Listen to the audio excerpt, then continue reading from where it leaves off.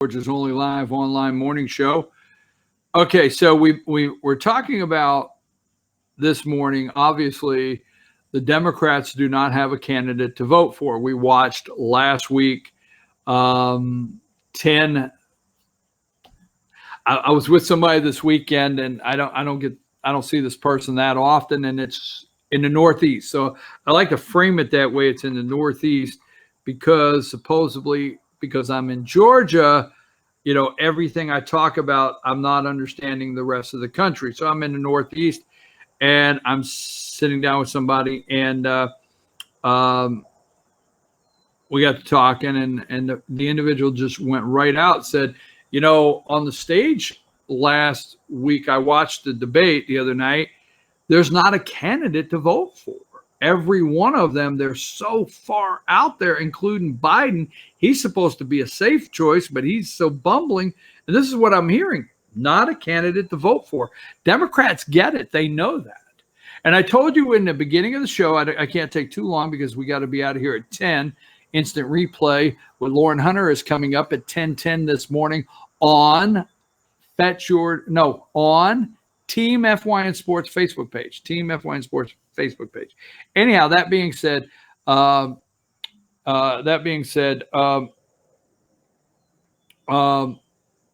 yeah, I know my camera's a little grainy, and it's probably trying to come into focus with the morning light. So I'm sorry, folks.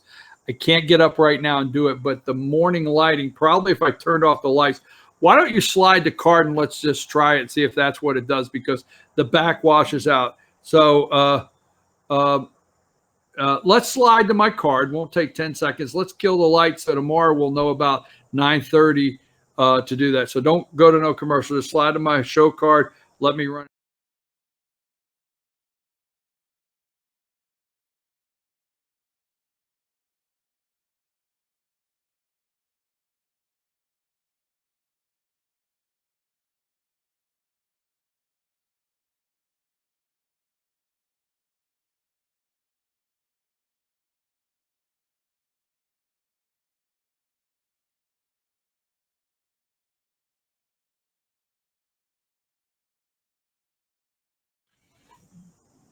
All right, we already know that's going to be too dark. Okay, that's going to be too dark. So slide back over. I'm sorry, folks. Just doing a little test here.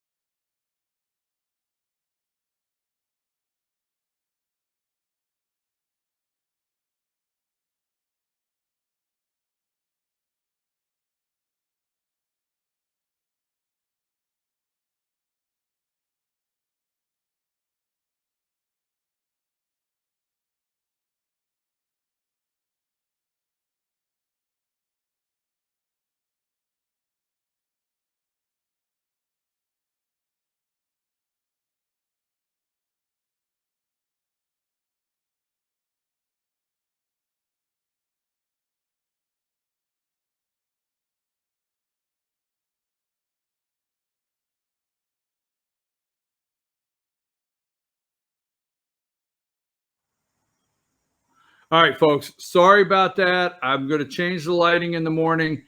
Apologize. I'm going to have to readjust our lights in the morning, so we apologize. But I want to finish up. I don't want to miss what I got going on. Let's go with UAW, United Auto Workers, okay, going on strike. So let's run through my picture roll there. So get ready for those. And let's see. Hang tight here.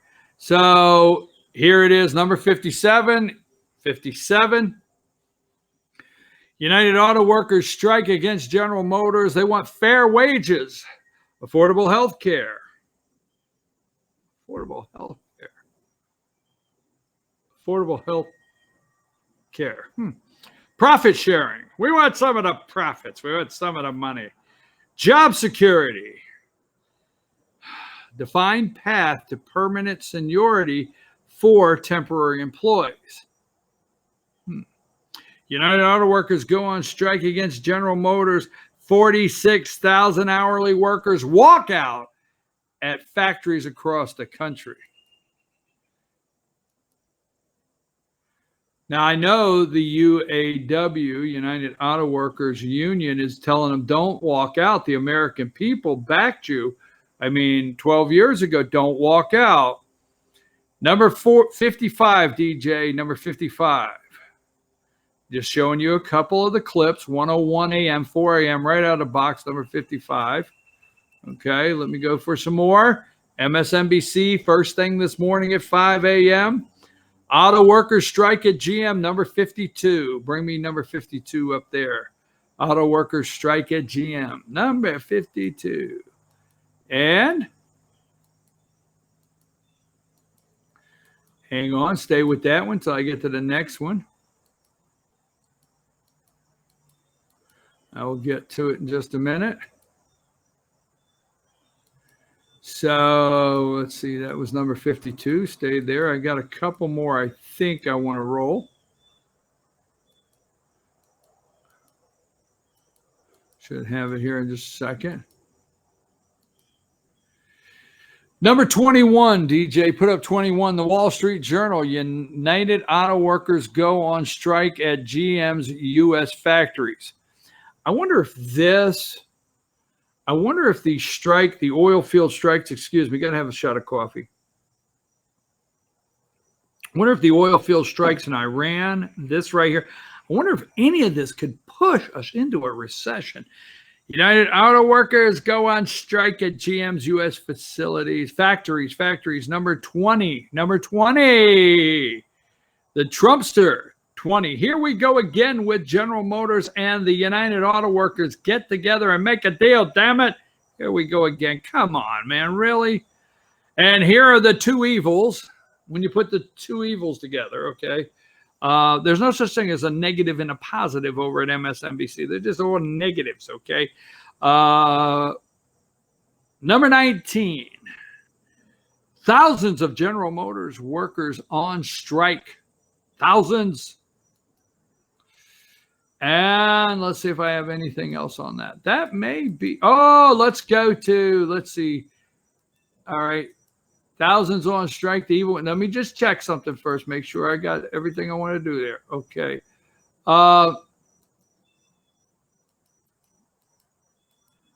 And there we go. Let's go with number 14. Put GM over my shoulder. Government Motors. There you go. Number 14.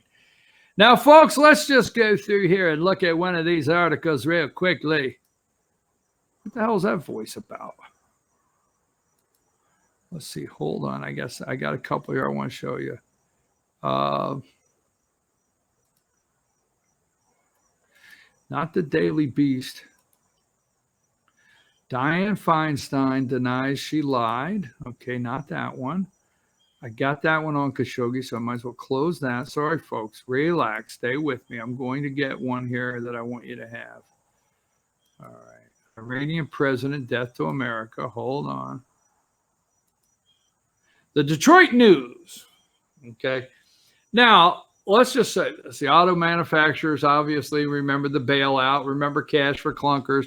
Remember we gave them billions of dollars. We actually gave the auto manufacturers more money in 1 year than we do in 4 and 8 or something like that. And we broke, when you go into bankruptcy, the line of who gets money first, bondholders, we threw all the bankruptcy rules out. Okay. We really bent over backwards to take over General Motors, and then we lied to the American people, so they paid it back. Now, UAW. Now, this is from the This publication is March 5th, 2018. All right. And listen to this. And this is something you can go do some research today, because you don't want to believe anything that's happening with the UAW. Nothing. Absolutely nothing. Now, here's the thing. They're trying to put Trump. Is he going to side with the workers? Who is he going to side with? Right? Or is he going to crash the stock? What's he going to do? UAW Trust sells $1.6 billion worth of GM stock. Okay? Now, on March 5th, 2018, this story came out. The United Auto Workers Retiree Healthcare Trust unloaded 40 million of its shares in General Motors Company worth 1.6 billion, a move that risks the trust's ability to replace retired auto workers Vice President Joe Aston on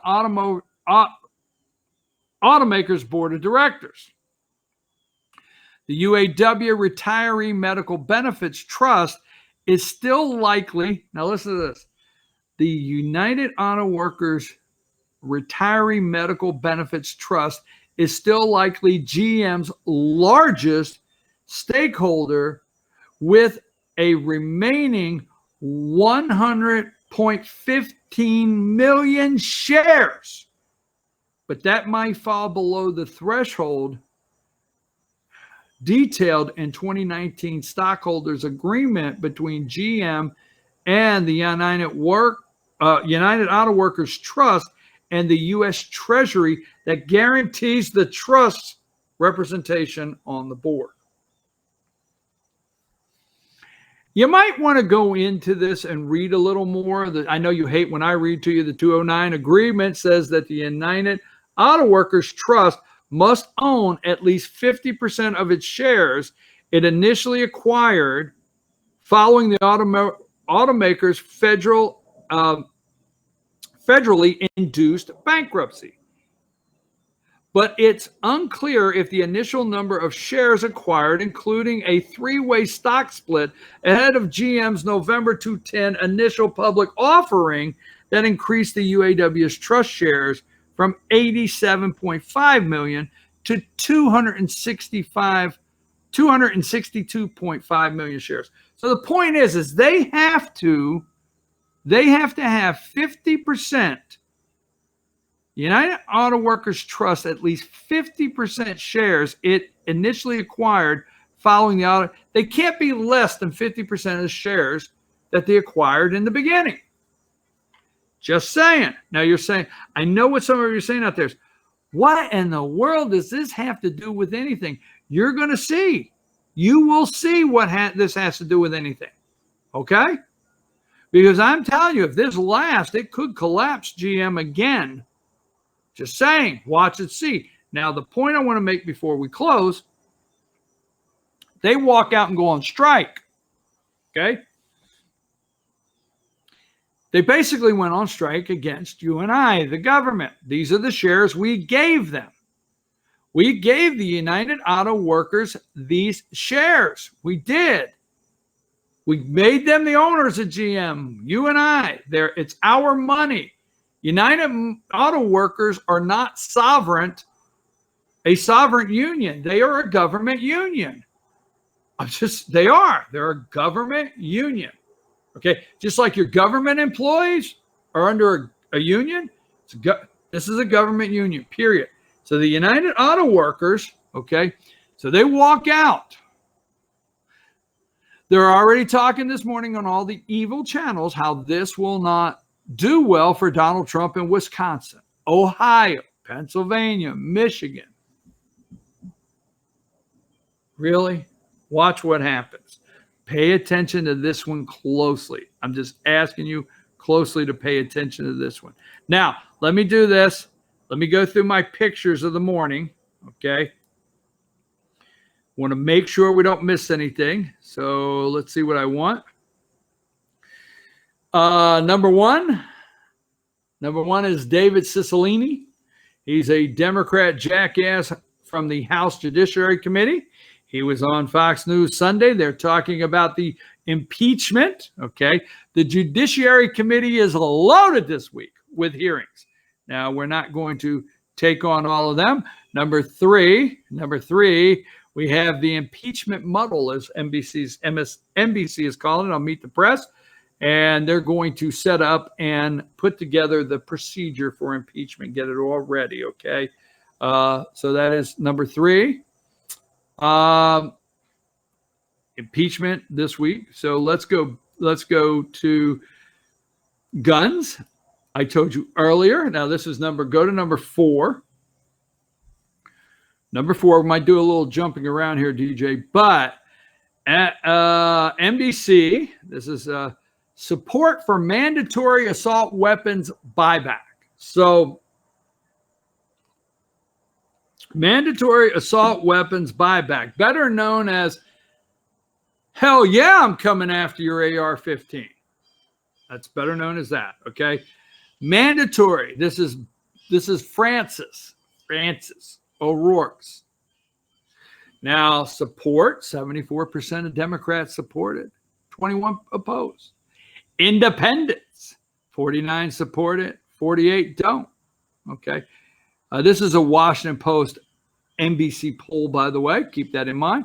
Now we get to the GOP. 31% of Republicans support a mandatory assault weapon buyback. Wonder what the question sounded like when they called. 64% say no. Now, if you throw the averages together, you remember when you were a kid? I know I get sidetracked. Remember you're a kid and you were on a bowling team and you bowled 3 games and you were over there like you're in the 3rd grade and you're figuring your averages. You add to 3, divide to 3, and you come up with your average. Remember that in a bowling league, and you went home knowing your average was 157, right? Boom. Overall, 52% of Americans, according to the Washington Post, MSNBC, NBC poll there, 52% of Americans say yes, right? And 44 say no. So anyhow, that's the guns, okay? That's happening. That's going to happen this week. Got to pay attention to it. Let me get to another one. Going to jump around. I've only got 9 minutes. Want to get into that.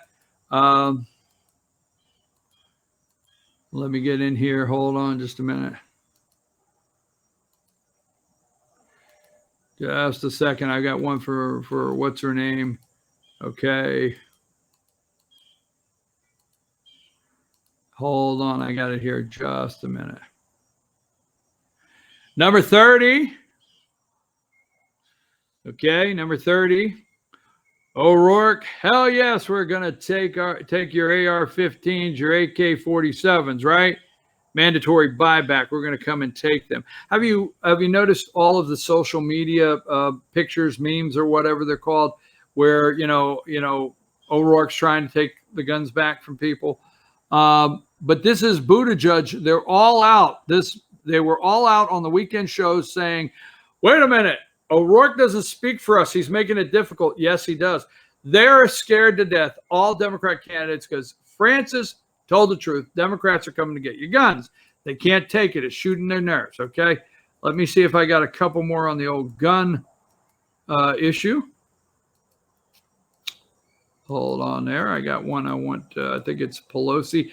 Let's go to 44. Pelosi and Schumer released a statement, 44, on guns. "We made it clear to the president, very clear, that any proposal he endorses that does not include the House-passed universal background checks legislation will not get the job done, as dangerous loopholes will still exist and people who shouldn't have guns will still have access." Oh, well, there you go. That answered everything, right? Let's see if I got any more gun quickly, if I have any more gun picks, and then we'll move right along from that. I don't think I do. All right, and we'll go backwards now. Let's start again. Now I'm going to run through, let's see right here. Hold on. Joe is talking about slavery down in Birmingham. We got to get this up here. This is absolutely hilarious. They brought in, I mean, the American public, do you not just laugh, crack up? Give me number 18. They brought in the Domestic terrorist Al Sharpton, Ferguson, you know, he knows the ropes. Ferguson down there.